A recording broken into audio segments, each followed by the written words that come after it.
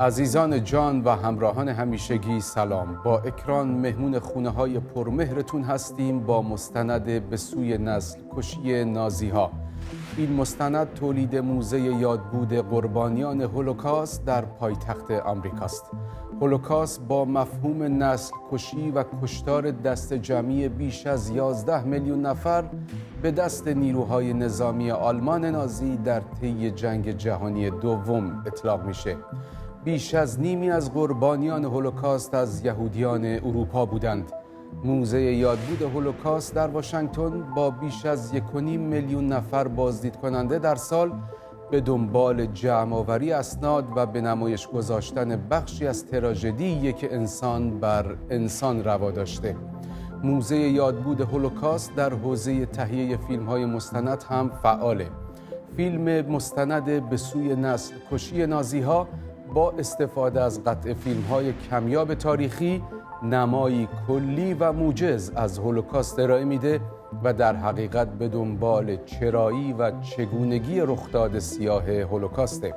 مجموع مقالات، نوشته‌ها و مستندهای دیگه‌ای هم در زمینه موضوع هولوکاست با 15 زبان به ویژه فارسی در وبسایت موزه یادبود هولوکاست در دسترس عموم قرار گرفته.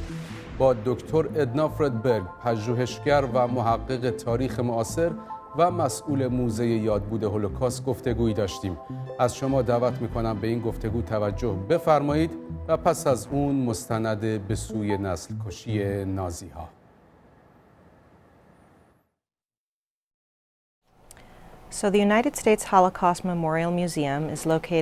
موزه هولوکاست ایالات متحده در قلب واشنگتن پایتخت کشورمون قرار داره. در نزدیکی همه این آثار تاریخی که درباره دموکراسی و حقوق انسانی است. ولی به نوعی در نقطه مقابل این هاست تا تعادل برقرار بشه. به جای توجه به اینکه بشر چی میتونه به دست بیاره و چه منفعتی به هم نوعانش برسونه، نقطه مقابلشه و درباره اینه که وقتی جامعه از هم میپاشه چی میشه. وقتی که مردم به مسئولیتشون در مورد همسایه‌شون خیانت میکنن چه اتفاقی میفته؟ تاریخ هولوکاست فقط درباره تاریخ آلمان یا مختص به تاریخ یهودها نیست. این داستان بشره. و یکی از دلایلی که میتونیم در موردش تحقیق کنیم اینه که به مدارک ثبت شده بسیاری دسترسی داریم. که اتفاقاً بسیاری از این مدارک توسط خود افرادی بوده که این جنایات رو مرتکب شدن. فکر میکنم که این وظیفه ماست که این شواهد رو که بهش هولوکاست میگیم در اختیار همه قرار بدیم. ما حدود 1.7 میلیون بازدید کننده در سال داریم و طبیعتاً چون تمام مردم جهان نمیتونن به واشنگتن بیان، اهمیت وبسایت موزه هولوکاست بالاتر میره. ما با یک برنامه دقیق سعی کردیم که همه این اطلاعات رو در اختیار افرادی قرار بدیم که به غیر از این صورت هیچ وقت نمیتونستن به این اطلاعات دسترسی داشته باشن. این وبسایت به 15 زبان مختلف سرویس میده که بخش فارسی به خاطر اهمیت این کشور و همچنین بعضی از وقایعی که در هولوکاست اتفاق افتاده از اهمیت زیادی برخورداره. برای مثال ما یک فیلم جدید ساختیم که در مورد سوزاندن کتاب توسط نازی هاست. هولوکاست با اتاق گاز و اردوگاه‌های کشتار شروع نشد. با تغییر تدریجی در قوانین آلمان شروع شد. با گرفتن تدریجی حقوق آلمانی‌ها که یهودی بودند. به این وسیله که یهودی بودن رو به نژاد و اصلاح نژاد مرتبط کردند. جامعه آلمان به نوعی در حال خفگی بود. به تعبیر نازی‌ها هر نوع فکر و عقیده‌ای که مقابل وحدت و یکسانی جامعه قرار بگیره خطرناکه و باید نابود بشه. در سرتاسر آلمان، حتی در دانشگاه‌ها که باید محل تحقیق و تفاهم باشه، نه تنها هر کتابی که توسط یهودیان نوشته شده بود، بلکه سایر کتاب‌ها که به نوعی مخالف نظر نازی‌ها بود رو سوزوندن.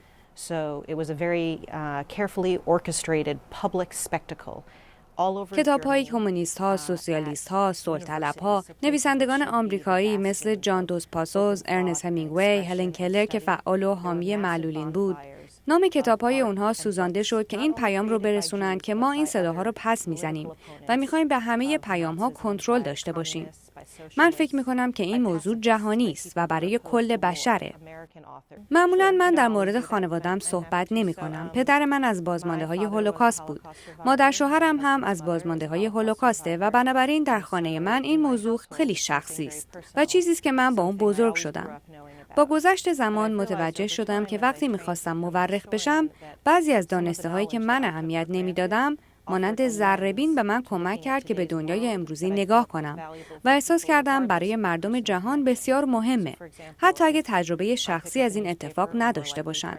برای مثال وقتی روزنامه میخونم یا سر صبح کامپیوترم رو روشن میکنم و داستان پناهندگان رو میخونم، به طور خاصی به من تلنگر میزنه و فکر میکنم به هر کسی که داستان هولوکاست رو بدونه تلنگر میزنه. اگه اونها بدونن که در گذشته چه اتفاقی افتاده، چگونه دنیا سقوط کرده، چگونه دنیا درهاشو بست به روی مردمی که از کشتار و ظلم فرار می‌کردن، از سوء استفاده از قدرت فرار می‌کردن، چطور با غریبه‌ها رفتار می‌کردن، خدمات درمانی که به پناهنده‌ها میرسه، تمام چیزهایی که شاید به ظاهر به این موضوع ربطی نداشته باشه. ولی وقتی به اتفاقات واقف باشی، دیگه به این دنیا به چشم دیگری نگاه می‌کنی. و خب من رابطه شخصی با این موضوع دارم، ولی احساس نمی‌کنم احتیاج به تجربه شخصی داشته باشی تا بتونی به تاریخ خودت نگاه کنی و ببینی که تاریخ تغییر نمی‌کنه اگر دید خودت رو در مورد مسئولیت‌های خودت، در مورد همسایه و همشهری خودت تغییر ندی.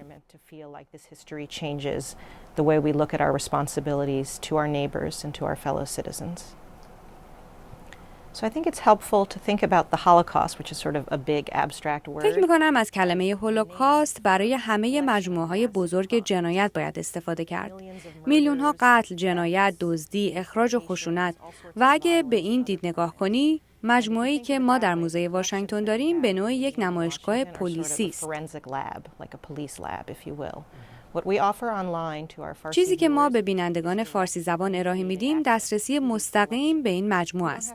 احتیاج نیست که به من گوش کنی تا بفهمی که چه اتفاقی افتاده. خودت میتونی وسایل مختلف در این موزه رو ببینی. مثل یک عروسک که تنها مونس یک دختر یهودی بود که سالها خودش رو مخفی میکرد. یا یک پرونده از نازی‌ها. امکان پذیر کردیم که به این پرونده ها دسترسی داشته باشید با ترجمه فارسی تا مردم بتونن خودشون قضاوت کنن. ما همینطور دسترسی آنلاین به انسایکلوپدیا داریم. نه فقط درباره هولوکاست، حتی در مورد کشتارهای امروز جهان و کشتارهای بعد از جنگ جهانی که میتونین درباره نجات پرستی، رواندا، درباره یزیدی‌ها و کشتاری که در حال حاضر اتفاق میفته مطالعه کنید.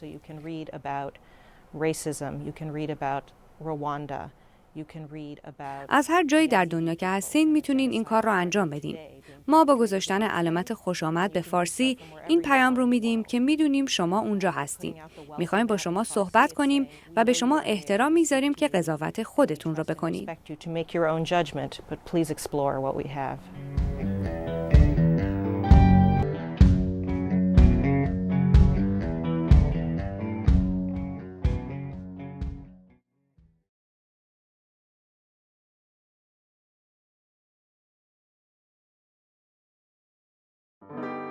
Paris, 1900. More than 50 million people from around the world visited the Universal Exposition, a World's Fair intended to promote greater understanding and tolerance among nations, and to celebrate the new century, new inventions, exciting progress. The 20th century began much like our own, with hope that education, science, and technology could create a better, more peaceful world. What followed soon after were two devastating wars.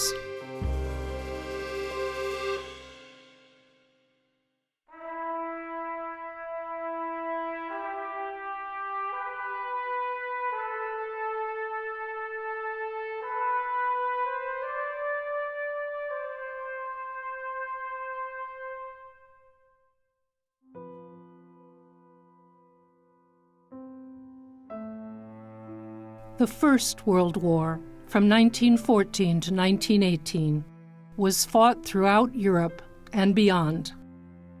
It became known as the War to End All Wars, it cast an immense shadow on tens of millions of people.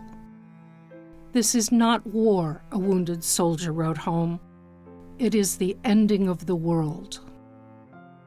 Half of all Frenchmen aged 20 to 32 at war's outbreak were dead when it was over. More than 1/3 of all German men aged 19 to 22 were killed. Millions of veterans were crippled in body and in spirit.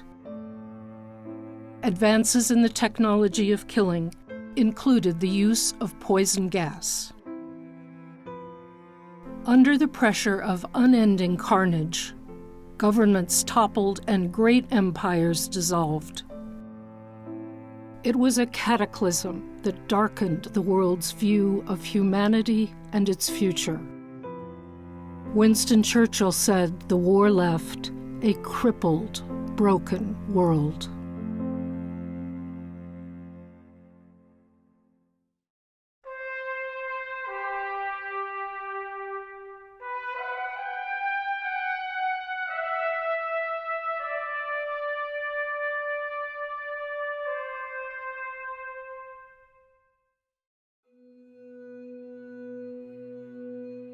The humiliation of Germany's defeat and the peace settlement that followed in 1919 would play an important role in the rise of Nazism and the coming of a Second World War just 20 years later.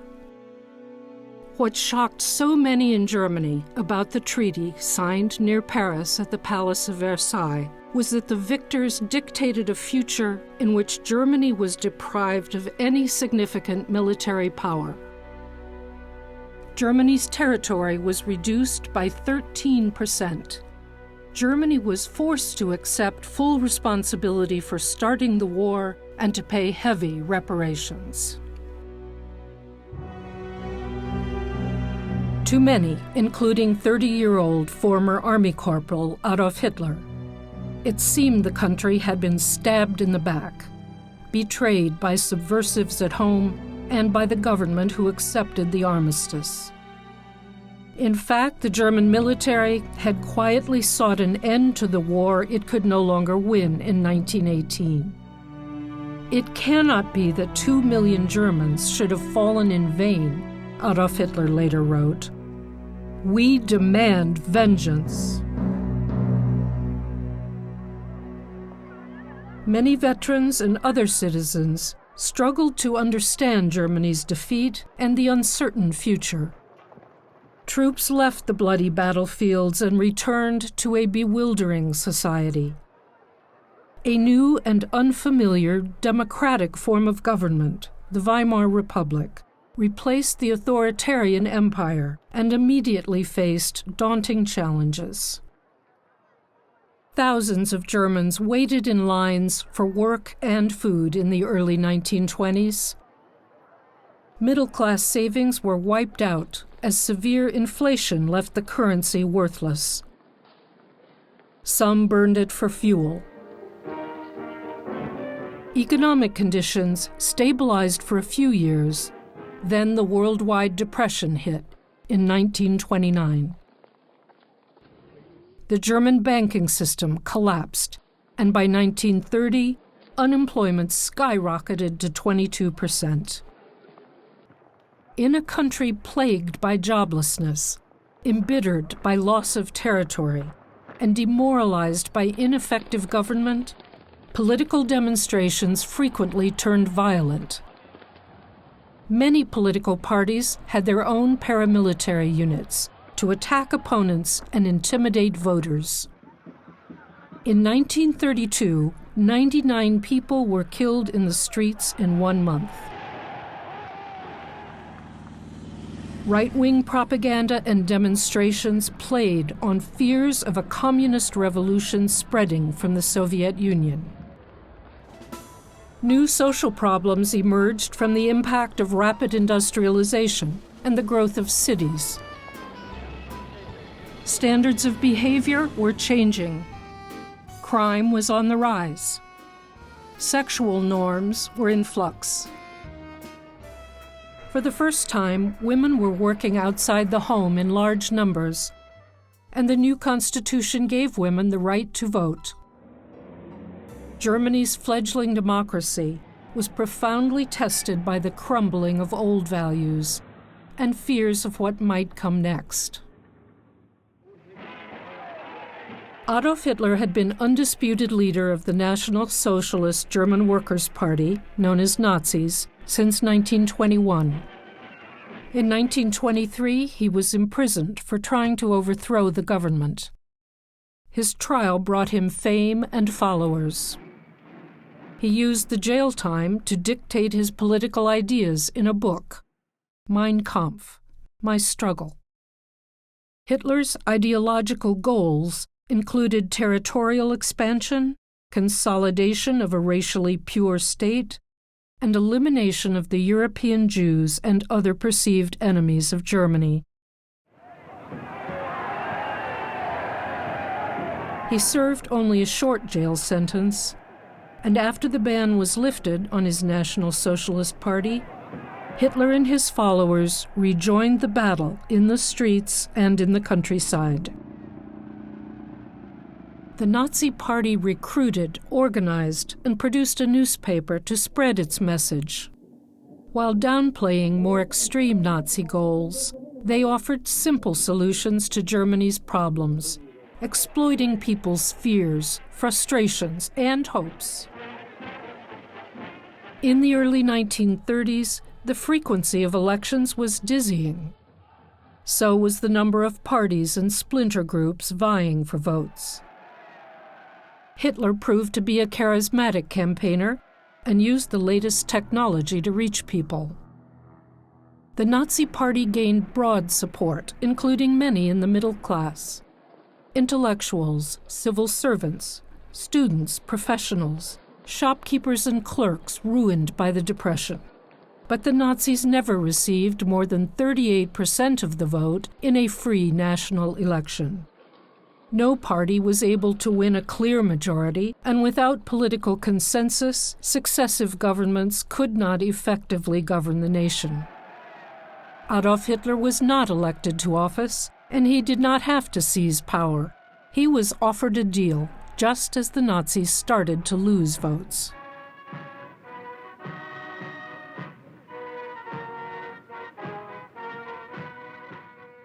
In January 1933, when the old war hero, President Paul von Hindenburg, invited Hitler to serve as chancellor in a coalition government, the Nazis could hardly believe their luck. The Nazis were revolutionaries who wanted to radically transform Germany. The conservative politicians in the new cabinet didn't like or trust Hitler, but they liked democracy even less, and they saw the leftist parties as a bigger threat. They reached out to the Nazis to help build a majority in parliament. They were confident they could control Hitler.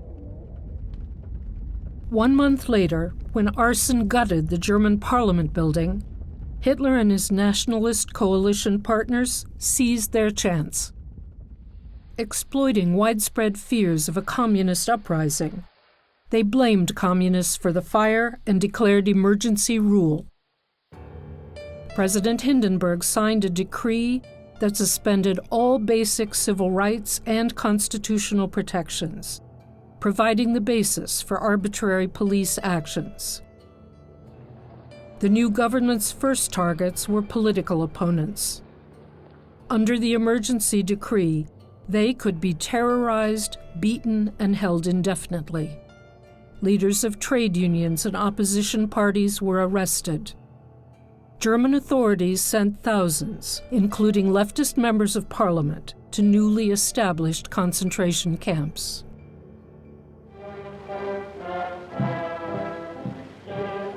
Despite Nazi terror and brutal suppression of their opponents, many German citizens willingly accepted or actively supported these extreme measures in favor of order and security. Many Germans felt a new hope and confidence in the future of their country, with the prospect of a bold, young, charismatic leader. Nazi propaganda chief Joseph Goebbels planned to win over those who were still unconvinced. Man muss nämlich gut regieren und für eine gute Regierung auch eine gute Propaganda betreiben. Das eine gehört zum anderen. Eine gute Regierung ohne Propaganda kann ebenso wenig bestehen wie eine gute Propaganda ohne eine gute Regierung. Hitler spoke to the SA, his army of stormtroopers. Deutschland ist nun erwacht. Die Macht haben wir nun in Deutschland gewonnen. Nun gilt es, das deutsche Volk zu gewinnen.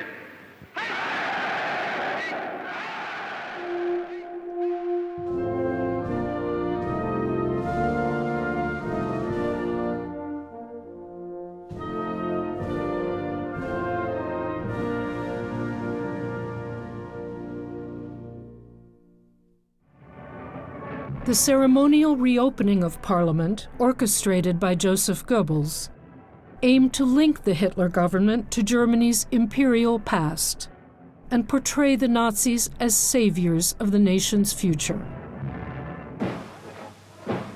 The event was carefully staged to reassure the German establishment, including the military, that Hitler would respect their traditions. Nazi-controlled newsreels then gave the impression that the army supported the new government.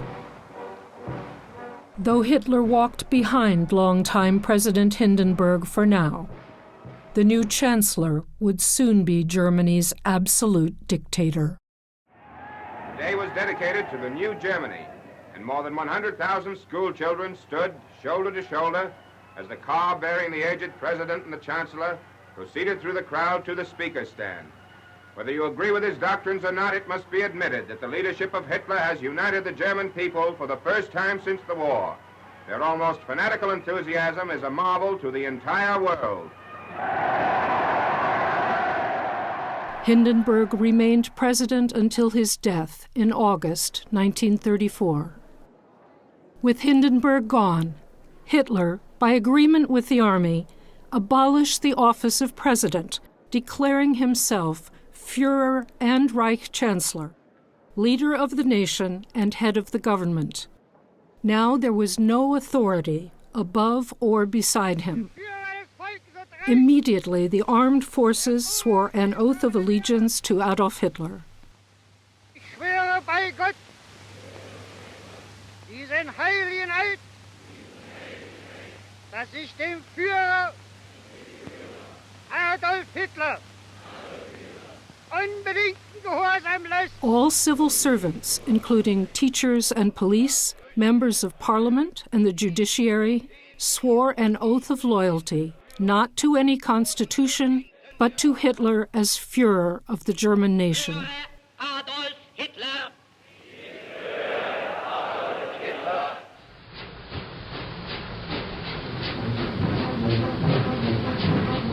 The economy had reached rock bottom when the Nazis came to power.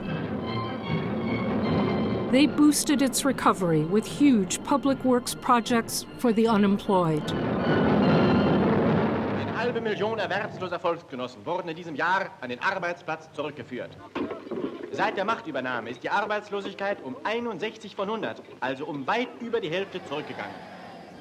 Hitler christened new Autobahns triumphantly in a display of national will that would unite the country and facilitate the secret expansion of Germany's armed forces. In 1935, Germany openly defied the 1919 Treaty of Versailles by reinstituting the draft and increasing its military strength. The Nazis were delivering on their promises to restore and strengthen the nation. Their achievements encouraged many people to overlook radical Nazi policies, or even to support them. In September 1935, the Nazi Party gathered in Nuremberg for its annual rally. It opened with a traditional hymn that added solemnity and a sense of continuity with the past. It ended with a special session of Parliament far from Berlin. New race laws were introduced by Hitler and read by Parliament President Hermann Göring. Reichsbürger ist nur der Staatsangehörige deutschen oder artverwandten Blutes.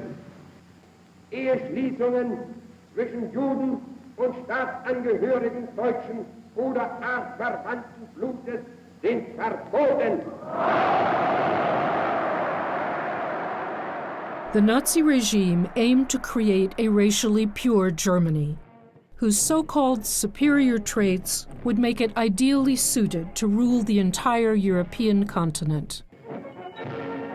Nazism taught that racial struggle was the driving force in history. Superior races must battle inferior races or be corrupted by them. The Nazi concept of a national community was exclusive and based on race, as defined in the new laws and decrees. Heinrich Himmler and the SS led the ideological battle. Racist ideas were taught in schools. Some groups, such as Jews, Slavs, Blacks, and Roma, also called Gypsies, were labeled racially inferior. People with mental or physical disabilities were designated unworthy of life. Scientists and medical professionals applied pseudo-scientific theories for measuring and valuing racial characteristics.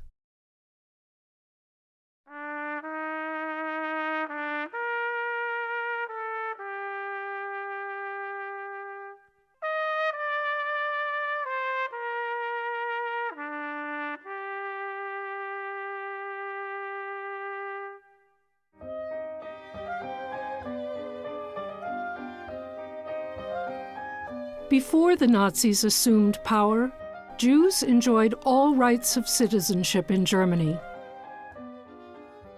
After 1933, the German government gradually excluded Jews from public life and public education. Newly established Jewish private schools provided a safe learning environment for some. By 1938, German authorities had isolated and segregated Germany's Jews, expelling them from the professions and eliminating most opportunities to earn a living.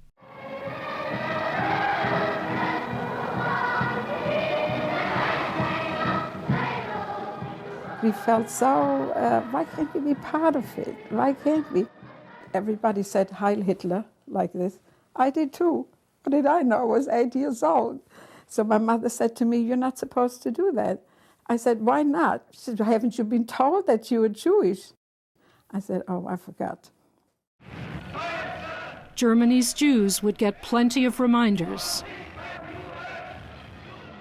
Meine Herrschaften, hier ist Boykott in jüdischen Warenhäusern. Gehen Sie doch bitte weiter. This sense of isolation that came upon us after 1933, gradual and increasing. It also affected us psychologically. We knew we were in a hostile world. Between 1933 and 1939, the German government enacted hundreds of laws to define, segregate, and impoverish German Jews. My sister and I used to slink by those huge banners that were all over the city, and we used to just try not to see them, thinking if we didn't see them, they weren't there. But they were there. That just little by little, that really took over. Wer selig geworden ist, der weiß, ohne Lösung der Judenfrage keine Erlösung der Menschheit.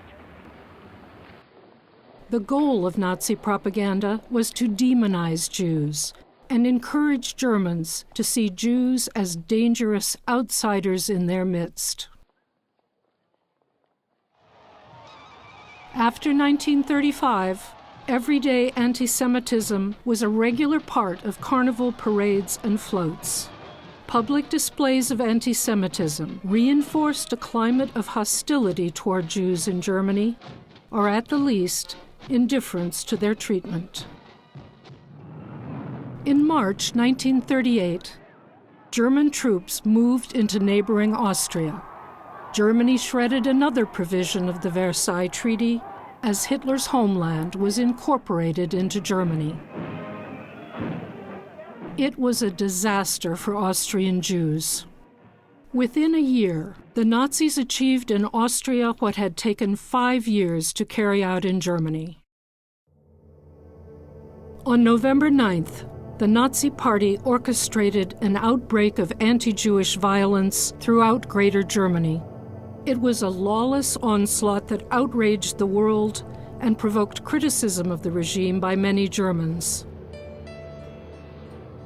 Jewish businesses that had already suffered anti-Semitic attacks were targeted for deliberate vandalism disguised as spontaneous public action. Party officials directed the SA, SS, and Hitler Youth to destroy Jewish shops and torch synagogues. Over 7,000 Jewish-owned businesses were vandalized. Germans named the violent attacks Kristallnacht, Night of Broken Glass, for the shattered windows of Jewish-owned stores that littered the streets. The nationwide violence damaged or destroyed more than 250 synagogues. After Kristallnacht, I remember driving through Berlin and seeing the synagogues in flames and all the glass on the streets and the people huddled and depressed. They walked around like the victims, like the hunted. German police filled the concentration camps with thousands of Jewish inmates. The SS released them only if they agreed to emigrate. But Jews faced increasingly restrictive immigration quotas in most countries and bureaucratic hurdles in Germany.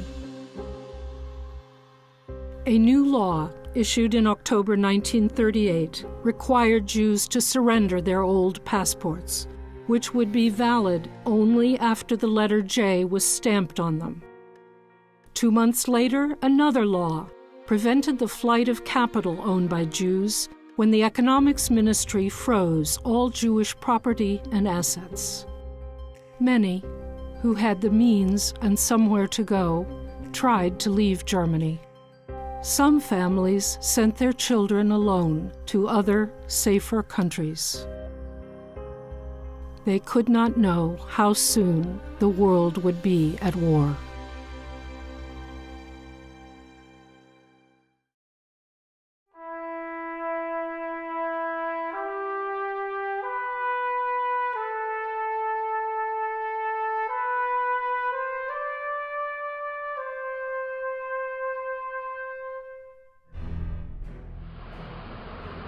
As the Nazi regime implemented its long-standing goal of territorial expansion, aggression against Germany's neighbors initially succeeded without encountering armed resistance.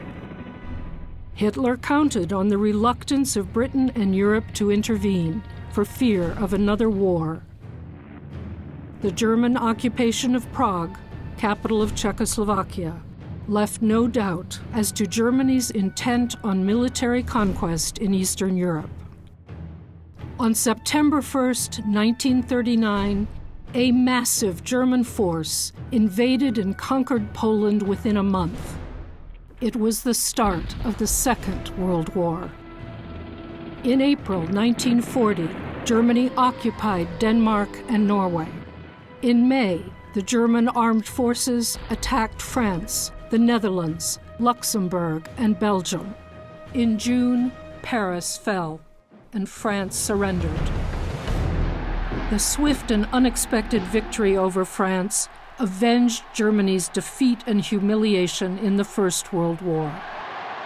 It propelled Hitler to a new level of popularity and trust among the German people. In June 1941, the German army, with more than 3 million soldiers, invaded the Soviet Union to wage a war of annihilation that targeted tens of millions of civilians. Under conditions of war and military occupation, the Nazi regime could pursue its political and racial goals with more radical measures. As German troops advanced into Eastern Europe, Germany's power extended over millions more Jewish inhabitants in the occupied lands, where German authorities could exploit existing anti-Jewish attitudes among local populations. Across Eastern Europe, German authorities forced those identified as Jews into tightly packed areas called ghettos. Separated from the non-Jewish population, Jews in the larger ghettos were imprisoned behind brick walls and barbed wire. The German drive eastward was cast as a crusade against Judaism and communism. In the Nazi view, two aspects of the same evil. German soldiers and police officials treated Soviet prisoners of war as subhumans, either shooting them or deliberately causing their deaths by exposure to the elements and by starvation. Millions died in German captivity. On the Eastern Front, racial political instruction was part of regular training for all types of German occupation forces. SS Chief Heinrich Himmler referred to the war against the Soviet Union in an address to his men. This invasion is an ideological battle and a struggle of races. Here in this struggle stands National Socialism, an ideology based on the value of our Germanic Nordic blood. On the other side stands a population of 180 million, a mixture of races whose very names are unpronounceable and whose physique is such that one can shoot them down without pity and compassion. In July 1941, Hermann Göring, Hitler's second-in-command, authorized all necessary preparations for the final solution of the Jewish question in the European territory under German control.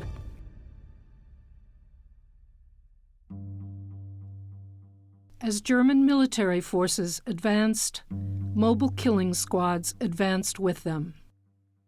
The German army, military SS, and German police units took an active part in authorized mass murders.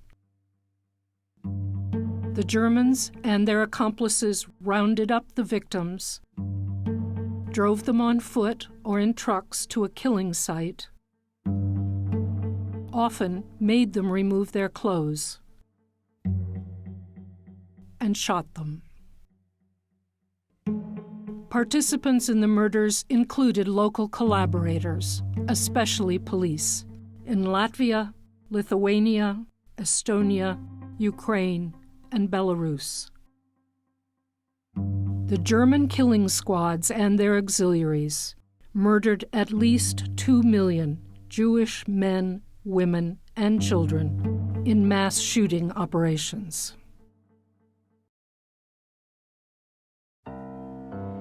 Back in Germany, SS and police deported the remaining Jews to the occupied Eastern territories. In German-occupied Warsaw, the walled ghetto that German Jews entered as newcomers in 1942 was already a place of mass suffering due to terrible overcrowding, lack of sanitation, disease, and starvation imposed by the Germans.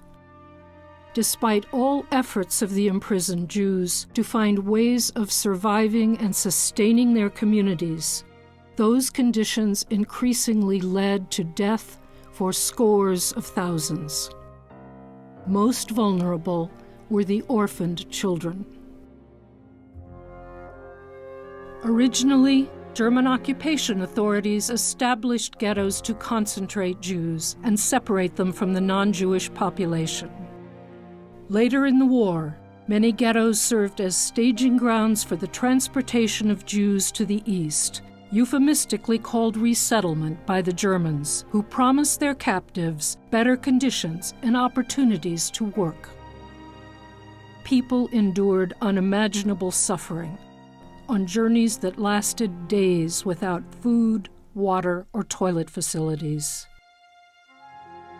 Many of the weak, the young, and the elderly died before reaching the destination.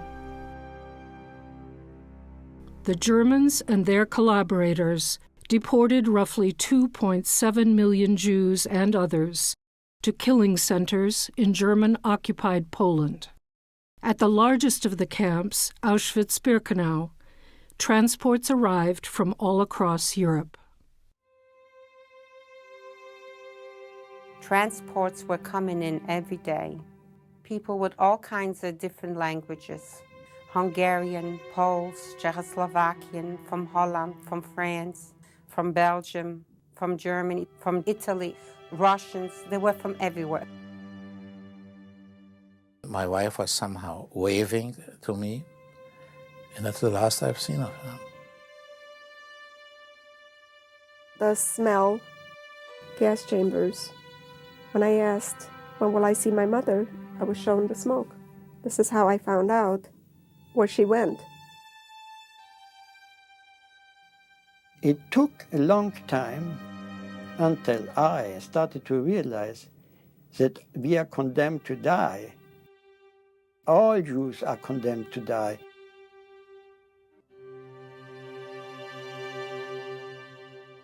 Those whom the SS judged unable to work were killed, often within 2 or 3 hours of arrival. Those who could work would be used for forced labor under punishing conditions. When they could no longer work, they too would be put to death. In several killing facilities, exclusively designed to kill human beings on an industrial scale, camp authorities used poison gas to murder children, women, and men. At these killing centers, nearly half of all Holocaust victims died. The camps of Majdanek and Auschwitz were the first liberated as Soviet troops reached Poland. News of Majdanek's liberation in summer 1944 was met with disbelief. The New York Herald Tribune said, "Maybe we should wait for further corroboration. This sounds inconceivable." In April 1945, U.S. troops in Germany and Austria came upon concentration camps at Buchenwald, Dachau, Nordhausen, Mauthausen, and Ohrdruf. The soldiers saw the camps with their own eyes, and the truth was undeniable. General Dwight Eisenhower, commander of the Allied Liberating Forces, wrote, "The things I saw beggar description. The visual evidence and the verbal testimony of starvation, cruelty, and bestiality were overpowering." In American movie theaters, newsreels made witnesses of thousands more. One commentator said, "To future generations, it must be told. Once man did this to his brothers.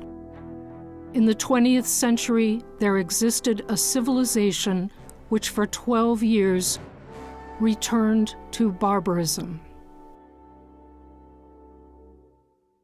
Shock permeated the camps as liberating troops tried to grasp what they had found.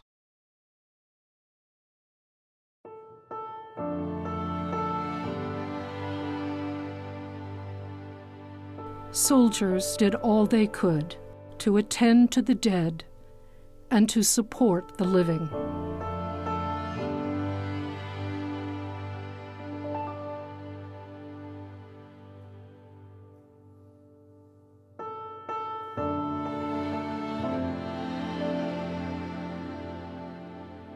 Those who survived faced the slow task of reclaiming their dignity and returning somehow to life.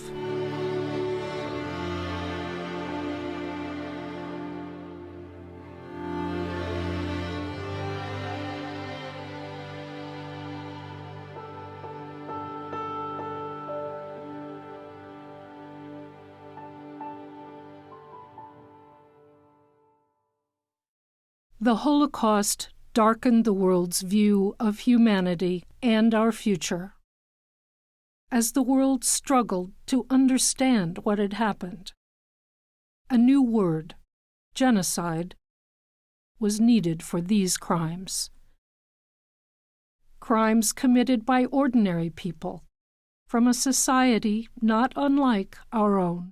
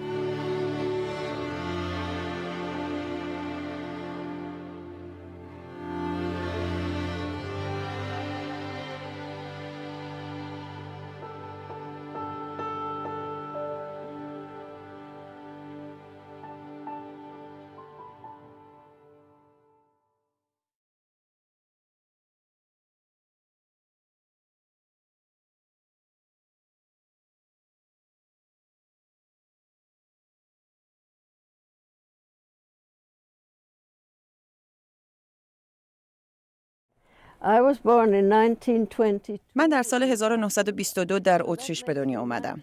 93 سالمه. خب وقت زیادی داشتم که ببینم در دنیا چی میگذره. وقتی بچه بودم خانواده‌ام به چکسلواکی مهاجرت کردن. من در واقع در چکسلواکی بزرگ شدم. بچه چهارم خانواده بودم و 3 برادر بزرگتر داشتم. So I basically grew up in Czechoslovakia and I was the fourth. پدر و مادرم از خانواده ارتدوکس یهودی بودن. از بوهیمیا بودن. از وین به پراگ مهاجرت کرده بودن. پدرم بانکدار بود که به چکسلواکی رفت تا کمک کنه که یک سیستم پولی جدید در چکسلواکی را بندازه. من در یک خانواده بسیار بسته‌ای تربیت شدم. آخرین بچه خانواده بودم که من رو دالی یا همون عروسک صدا می‌کردن.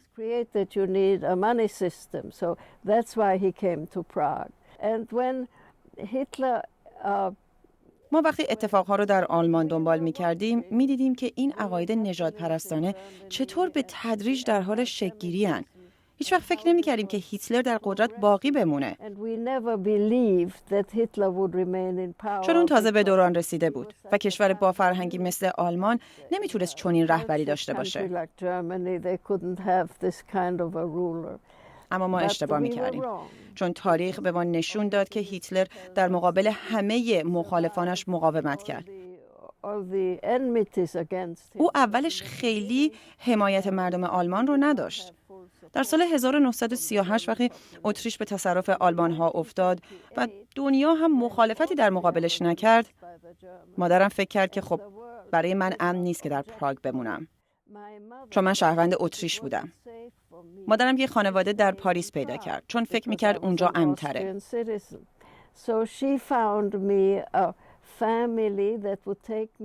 این تو سال 1938. بعد در سال 1939 کشور بعدی چکسلواکی بود. مادرم البته اون موقع هنوز در پراگ بود. قبل از اینکه آلمانی‌ها بتونن قوانین ضد یهودی رو در چکسلواکی به اجرا بگذارن، او پراگ را 1 روز بعد از ورود آلمانی‌ها ترک کرد و با یه چمدون کوچیک به پاریس اومد. من از این خانواده متمول میام. ما همه چیز رو از دست دادیم. یه شبه خیلی فقیر شدیم. هیچی نداشتیم و فقط با کمک مردم داشتیم زندگی میکردیم.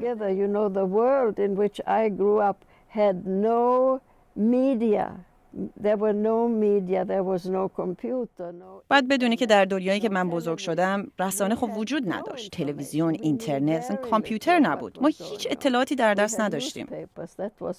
And radio was minimal. خیلی کم میدونستیم که دور و برمون چی میگذره. فقط روزنامه بود و البته خب یه کمی هم برنامه‌های رادیویی. من تو قطار نشسته بودم. یه مرد درشت اندام که از جنوب فرانسه هم بود شروع کرد به صحبت کردن که چرا دولت فرانسه اجازه داده که این خارجی ها وارد کشور بشن، چون همشون جاسوسن و ما رو توی موقعیت بد قرار دادن. ما هیچ وقت نباید اجازه میدادیم که این خارجی ها به فرانسه بیان.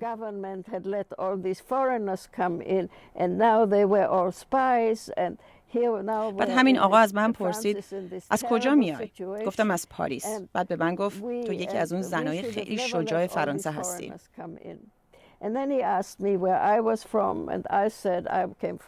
خودم گفتم این مرد بگم که منم یکی از اون پناهنده ها هستم که اون داشت در موردشون حرف میزد. تقریبا هم داشتم میگفتم اما سکوت کردم.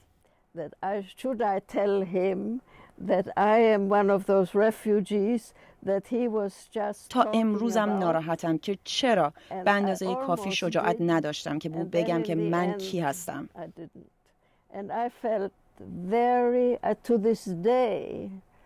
که من یه بزدلم. ولی فکر میکنم که در اون زمان شاید عاقلانه بود که چیزی نگم. ولی هیچ وقت این احساس بزدل بودن رو فراموش نمیکنم.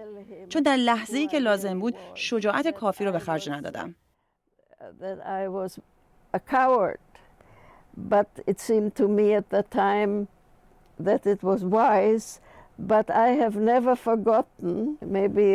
Maybe nothing would have happened because what could he have done? شاید هم هیچ اتفاقی نمیافتاد. چی کار میتونست بکنه؟ ولی این اتفاق کوچیک خیلی برای من مهم بود. خیلی. Little incident is very important to me.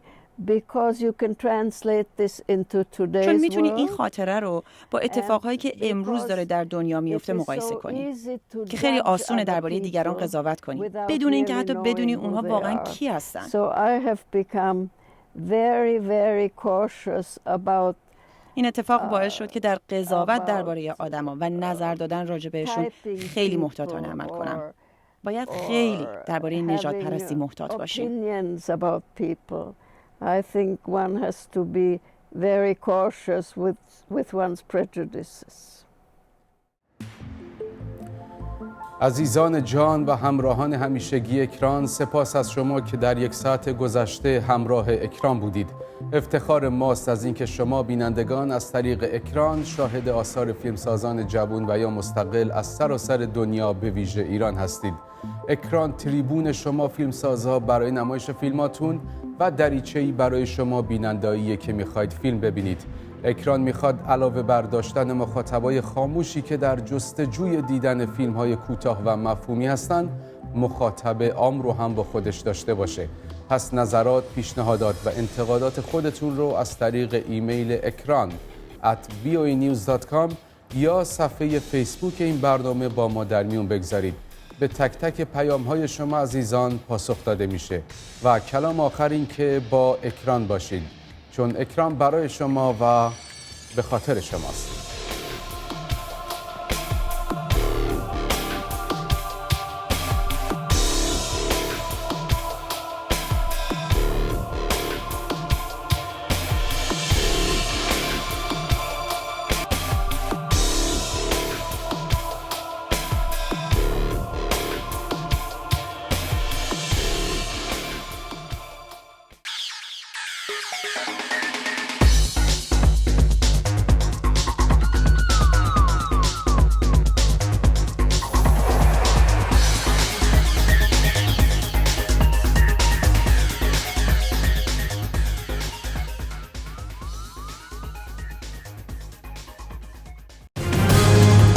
من پریسا فرهادی هستم و این بخش فارسی صدای آمریکا.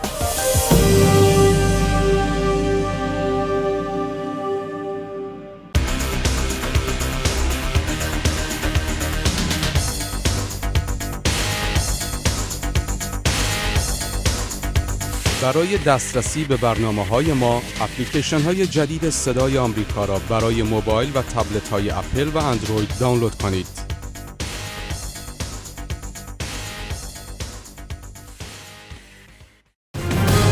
من حامد بهروان هستم. این بخش فارسی صدای آمریکاست.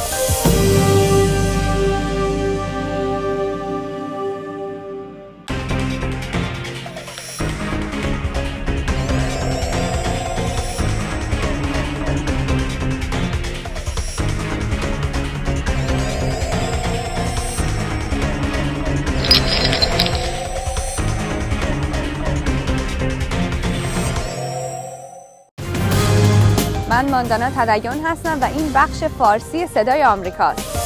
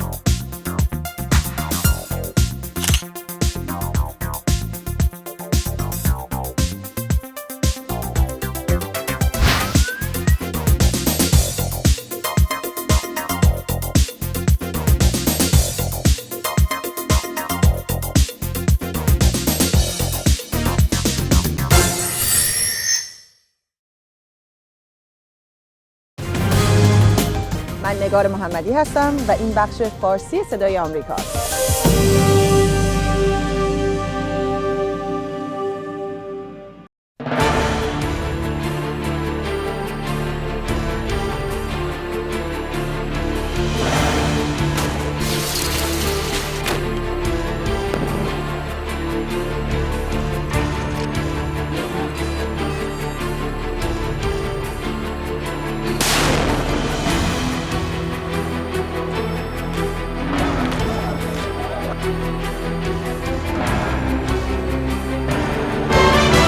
آخرین خبرهای ایران و جهان در بخش فارسی صدای آمریکا.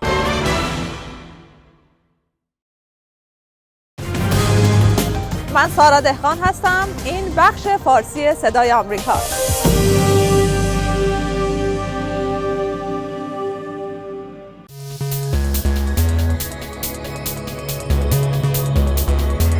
nazar@voanews.com.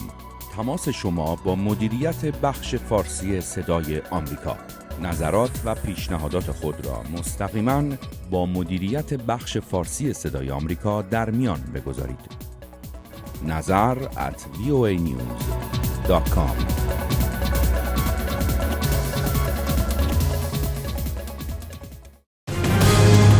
من آرش علایی هستم. این بخش فارسی صدای آمریکا.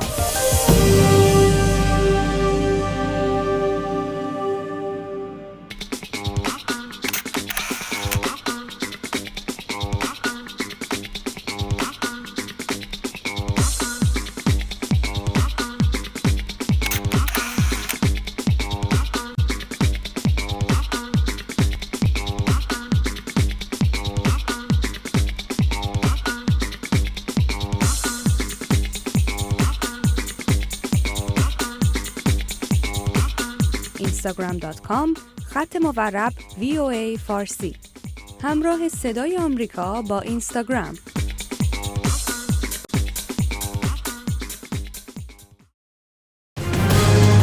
من الناز کیانی هستم. این بخش فارسی صدای آمریکاست.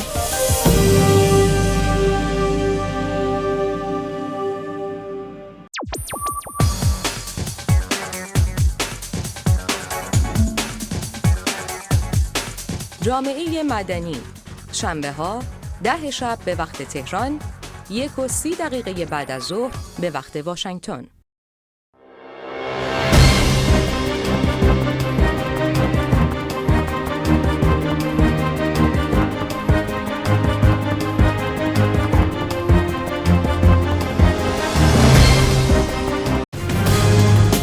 من روزیتا ایران دوست هستم. این بخش فارسی صدای آمریکا.